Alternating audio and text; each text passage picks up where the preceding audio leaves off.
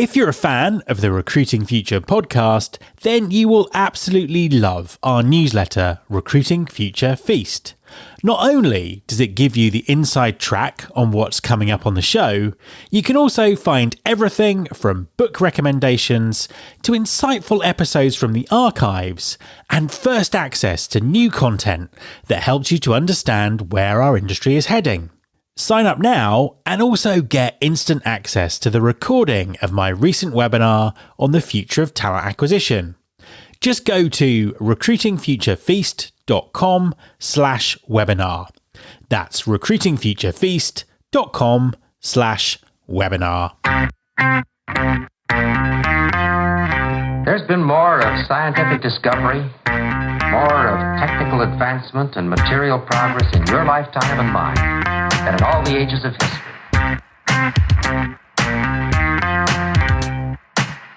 Hi there, this is Matt Alder.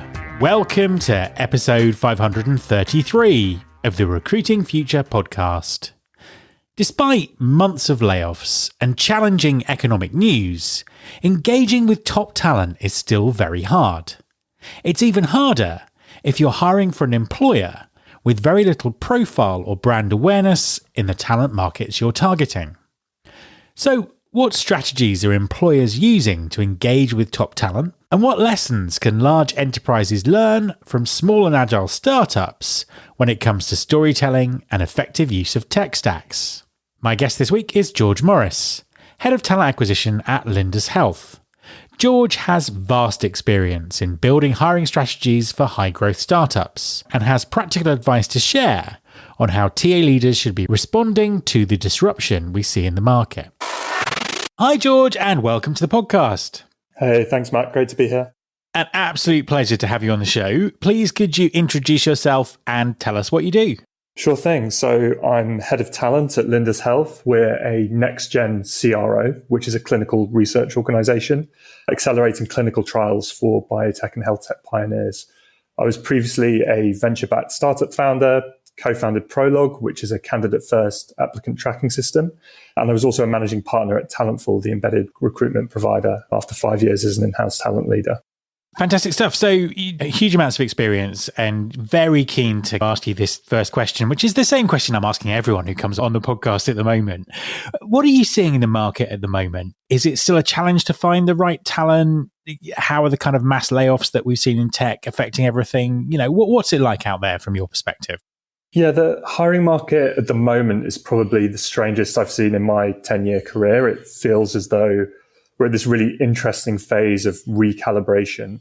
So where we had a shorter transitional phase post-COVID that was mainly driven by shifting bias for specific working models, greater impetus on finding work with purpose, we're now experiencing, as you say, these mass layoffs in both enterprise and earlier stage tech companies.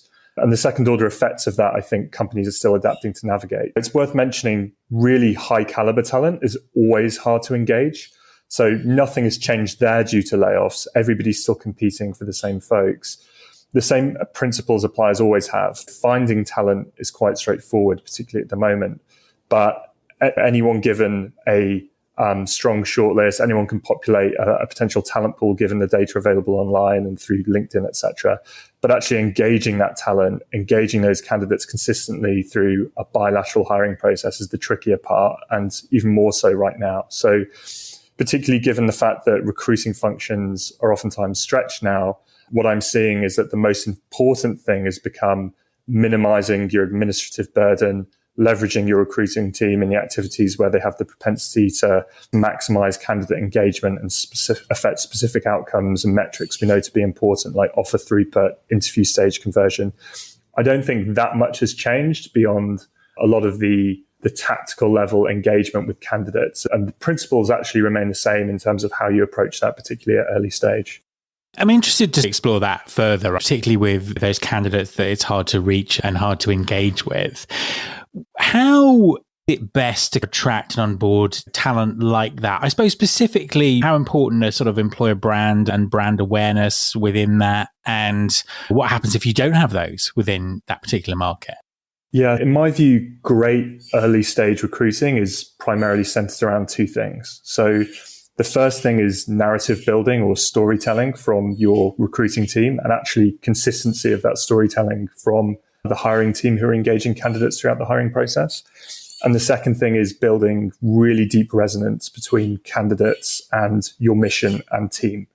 So I suppose on the first thing, in terms of storytelling, before you can convince candidates to sign a contract, you of course need to convince them that your journey, your company is meaningful to that person, right? It's going to be fulfilling work and they'll be an integral part of it. It's really easy for candidates to get that and to understand that when they're speaking to a brand that they're already familiar with, right? There's media coverage around what they're up to. There's potentially a wealth of data online on places like Glassdoor around what it's like to work in that place, along with a bunch of other channels. But for early stage startups, they don't have that. And so the impetus falls on you as the recruiting team to paint those details for them and to provide that interest. And the balance between resonance and, I guess, selling the proposition and hyperbole is quite a difficult one, right? Because a lot of what you speak to at early stage is the potential of what you're doing. It's very easy to get hyperbolic around that. But ultimately, what this is about is having a really structured approach to how you speak about what you're doing to build that resonance. Starting with the problem that you're fixing, providing that exposition, that bird's eye view of the incumbent solutions in your space, or if you're building if it's a product innovation rather than a process innovation where there's no incumbent product in that space, like explaining why this is something that's going to be really impactful. Talking about your progress thus far in real practical terms, talking about the grand ambition that your team has in order to address that problem set you've already referenced, and then identifying the challenges and barriers to success on that front. Transparency at Lindus Health is one of our principal values, but transparency broadly in recruiting is extremely important at early stage, because what that enables you to do is build that trust with candidates and that rapport. A lot of recruiters at early stage will shy away from talking about the inherent challenges with what they're doing, because it could be seen to scare away people and decrease their buy-in to what you're doing to see these problems. But actually, particularly if you're hiring really strong talent, they want to understand what the problems are. So I think a level of proactivity on that is super important and helps feed into that resonance with hiring great people at an early stage. That transparency, a degree of reciprocity throughout the hiring process. So acknowledging that process is a two-way street. Like, these are the kinds of things that are so important when you don't have an employer brand and there's maybe not a familiarity from candidates with who you are and what you're doing.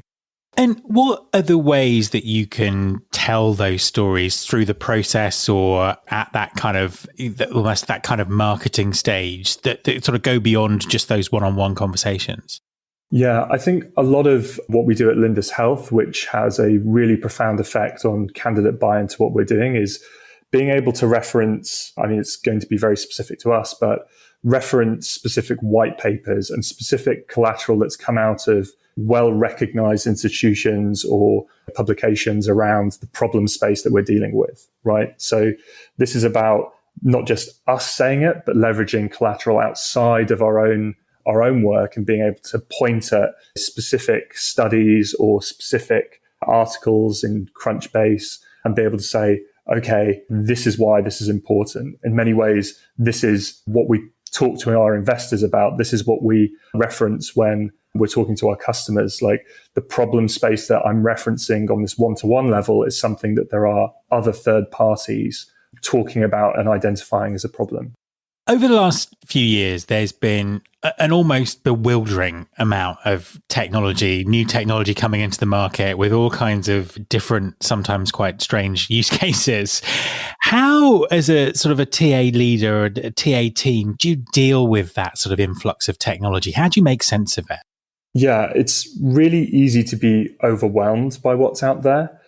I think your hiring technology stack should absolutely not be this arbitrary collection of shiny things that you're reacting to as inbound messages from salespeople come in, but rather a set of tools that help you solve specific challenges. So a useful exercise is to identify broad stage specific challenges, proactively think about the things that are going to be coming up on the horizon that you will have to deal with as a TA leader. So that could be things like interviewer capacity as you scale, and new interviewer training, where a tool like something like MessaView is incredibly useful, or really clean data capture and reporting, which becomes more important as you scale, where an ATS like Ashby or Prolog is incredibly impactful.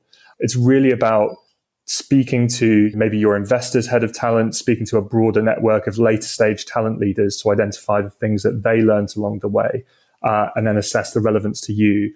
And then secondly, thinking about, probably on a quite reactive basis, what the unique company-specific challenges you have are. In my experience, that could be something like your company hiring very specialized roles where there's limited talent pools. What technology is going to help you address that? And then go out and find that yourself. Maybe it's something, interviewer training is sometimes something that comes up as a unique company-specific challenge if you're hiring specialized roles. Do you have a broad range of staff internally in the business who are able to actually assess candidates' skills in those spaces, and identifying the technology, if there is any, that can help you with that specific challenge? So I think this is about stepping back from the myriad options out there and saying, what problems do we have? And then saying, what technology is out there that can help us as a vehicle to solving that problem, rather than following what's arbitrarily called best practice or what everybody else is using. How have you seen the recruitment process evolving over the last few years? And how's technology supporting that? Really focusing on technologies that are useful. How's the process evolving? How is technology supporting that evolution? The process itself, for high growth, venture backed tech companies, we've moved from a world where recruiting was a procurement process in many ways. There were lots of candidates available, and the company was the buyer. And we've shifted to a place where the candidate is the buyer and the company is the seller, right? So that dynamic has totally been flipped on its head over the course of the past 10 years. What that means in real terms is that the impetus on you as a talent leader and on your recruiting team is to think about how to adapt to that shift and what kind of things, what kind of technologies you can be leveraging to do that. Where I really view it as quite similar to what's happened in customer success and in sales, where like it has to be customer first, or in our case, candidate first, versus what it was previously, where it was very much a transactional process. The greatest shift that happens as a product of that dynamic and flipping on its head is the importance of minimizing your administrative burden and freeing recruiters to focus on the work they do best. Generative AI is a large part of that, but there are myriad tools out there that will help recruiters really focus on what they do best, which is building that buy-in with candidates, having great availability for communications, quick turnaround times on responses, and not just being bogged down in the weeds in terms of calendar scheduling, coordinating diaries, and that sort of thing. So you've obviously worked in some very high growth, high paced environments with talent that's very difficult to recruit. I'm always interested in terms of what sort of big enterprise companies can learn from the type of organizations that you've worked for. What do you think the main lessons would be for someone who is running TA in a very large organization who might be listening? Early stage startups who recruit very well, all of the early stage startups I've worked with that have gone on to hire hundreds or thousands of staff, they all treat candidate experience and candidate engagement as a point of difference. So you as a smaller company have an advantage in that you have better ability to, on a person-to-person level, build that relationship with them. And so I think that is probably the biggest thing for larger companies that can oftentimes, as you go through a hiring process with them, seem quite transactional, is like really building that rapport, and even better than just providing really constant updates, providing relevant, ideally personalized information that adds this sense of buy-in across the hiring process. It's not about, oftentimes you see larger companies building that buy-in at the front end of process, and then when they're looking to close a candidate, like really reiterate or really emphasize buy-in at that point when they want to close a deal. But actually having that thread of candidate engagement throughout the process, just in and of itself is a point of difference. And that's something that the really great early stage hiring teams all do. Obviously, the biggest topic of conversation so far this year has been the impact of generative AI on recruiting and talent acquisition. What do you think that impact is in the medium term and in the long term? What are you seeing? What are you predicting? So in the medium term, generative AI is probably the principal driver of reducing the administrative burden. So you think about the labor intensive tasks like collating job specifications, crafting outreach messages, these kinds of things. That's where generative AI has the most impact in the medium term. I do still think that people want to deal with people, and increasingly, depending on the complexity of generative AI models and what their capabilities look like, actually having that human to human level interaction and putting an impetus on the kind of verbal and in person, that will become a point of difference. So it's important to maintain some semblance of that person to person interaction. In the long term, I think it means we'll have smaller recruiting teams as companies grow, because your capacity will be improved through automating some of this work to a generative AI model.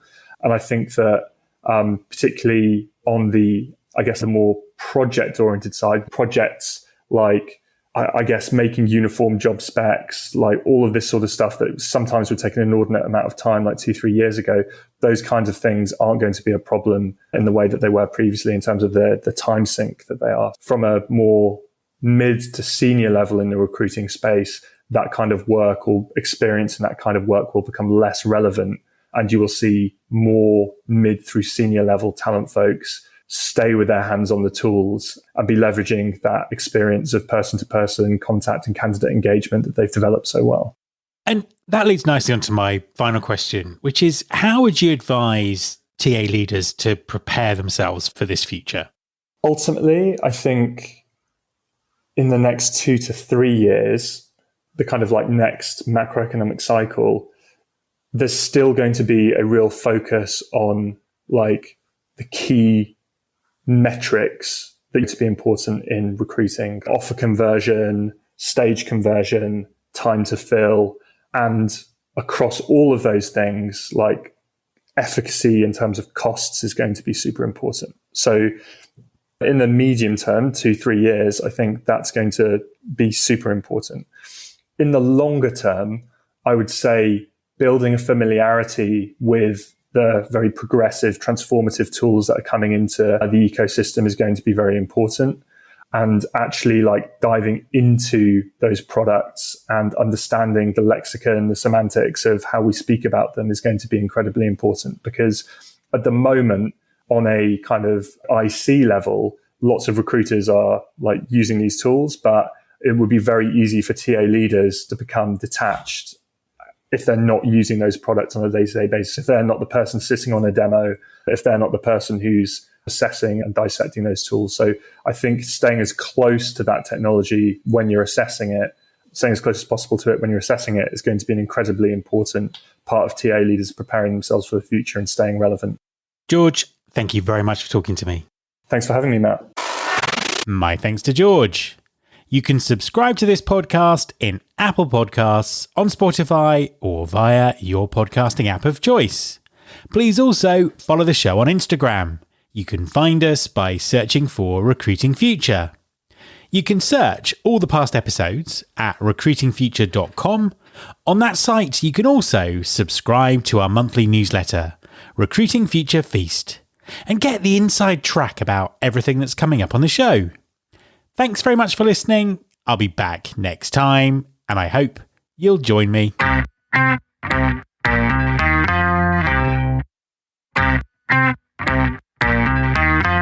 This is my show.